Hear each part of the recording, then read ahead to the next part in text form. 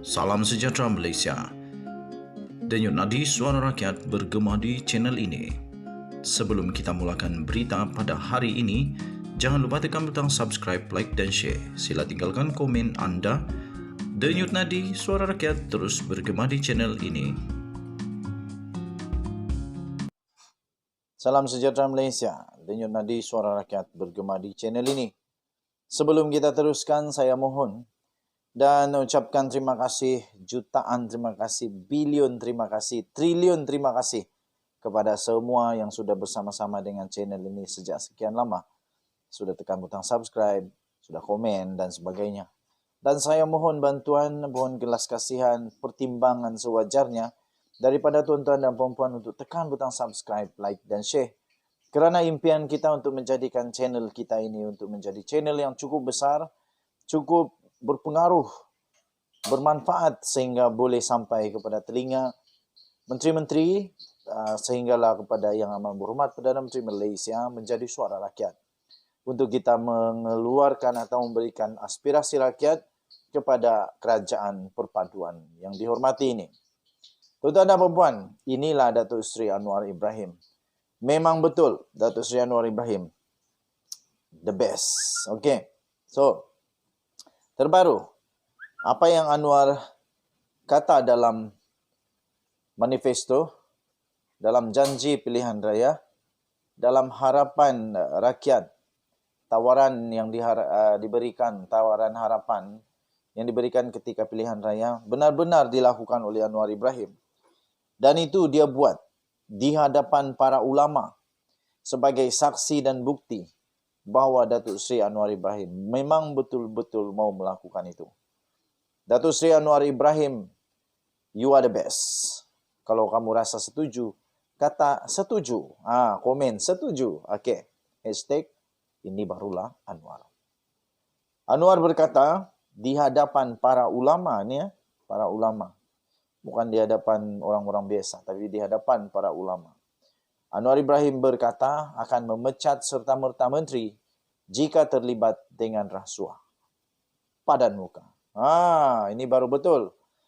Okey, mana-mana menteri dalam kerajaan perpaduan yang didapati terlibat dalam budaya rasuah atau salah guna kuasa akan dipecat serta-merta, kata Perdana Menteri Datuk Seri Anwar Ibrahim. Saya setuju yang ini. Tapi perlu untuk disiasat. Sekiranya siasatan sudah dilakukan dan kedapatan kantoi memang dengan bukti-bukti sekali, menteri kah, pegawai kah, siapa-siapa saja yang makan rasuah, buang terus baguslah. Tapi mesti sudah dibuktikanlah. Cuba bayangkan kalau kerana rasuah itu boleh menyebabkan keselamatan rakyat terganggu. Bayangkan saja, contoh saja. Kalau sebuah jambatan gantung yang dilalui setiap hari oleh pelajar sekolah. Ini contoh saja situasi realiti, senario realiti kehidupan. Andai tiba-tiba ada satu sungai yang perlu jambatan gantung. Dan jambatan gantung itu kosnya lebih kurang, contoh saja, RM500,000. Tapi oleh kerana rasuah, oleh kerana tamak, oleh kerana nak untung terlebih-lebih, bukan RM500,000, jangankan RM500,000, RM100,000 pun tak sampai kerana semua rasuah, birokrasi dan sebagainya. Akhirnya alih-alih nak buat jambatan RM80,000. Apa keselamatan yang ada daripada RM500,000 punya spek kepada tiba-tiba RM80,000? Itu menyebabkan keselamatan tidak terjamin. Jadi itu betul. Kalau didapati bersalah dengan bukti, ya saya setuju. Pecat saja serta-merta. Apalagi kalau itu melibatkan keselamatan rakyat. Jangan dipermainkan.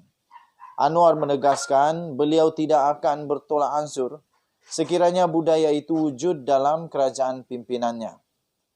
Katanya, saya sudah beritahu kepada rakan-rakan jemaah menteri yang saya pilih. Yang pertama untuk soal tata kelola, maksudnya tiada rasuah. Saya juga sudah bercakap dengan ketua-ketua parti komponen. Kalau ada semasa pentadbiran saya sebagai Perdana Menteri kes seperti ini iaitu rasuah, saya minta pecat mandat sebagai menteri serta-merta.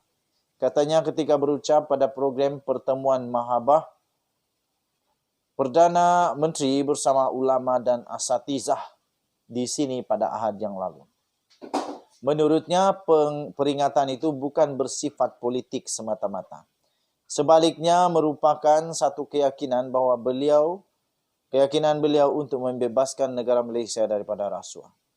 Anwar mengingatkan setiap ahli politik untuk membuktikan arena politik bukanlah platform bagi menunjukkan kekayaan serta kehebatan kuasa yang hanya akan menyebabkan pertikaian kewibawaan agama Islam.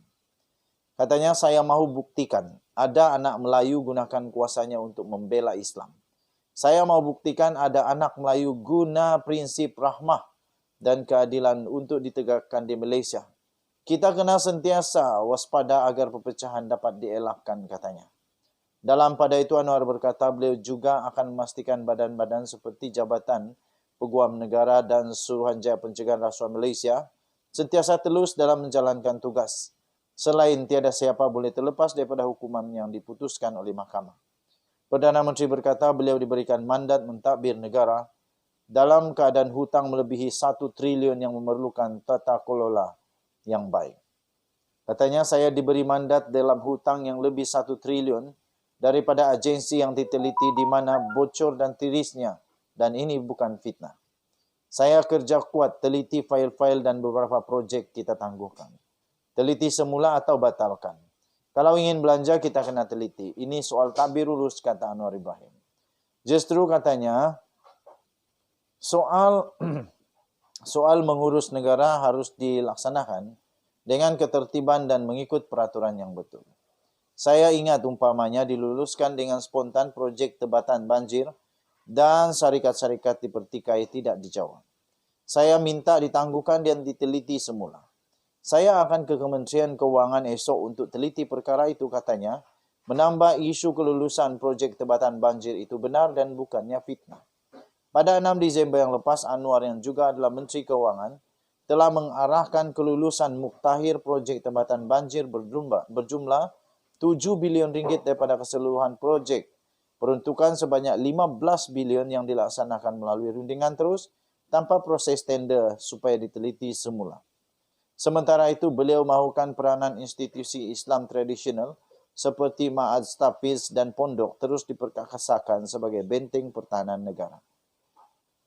Pesantren dan pondok kena hidupkan semula supaya jadi benteng pertahanan, bukan pusat timbulkan kekacauan, kegalauan atau kekeliruan pemikiran, katanya. Ini barulah Anwar. Hashtag ini barulah Anwar. Okey. Ini diucapkan kepada Datuk Seri Anwar Ibrahim. Saya percaya di bawah pentadbiran Datuk Seri Anwar Ibrahim sebagai Perdana Menteri Malaysia boleh selamat bangkit semula. Bye-bye.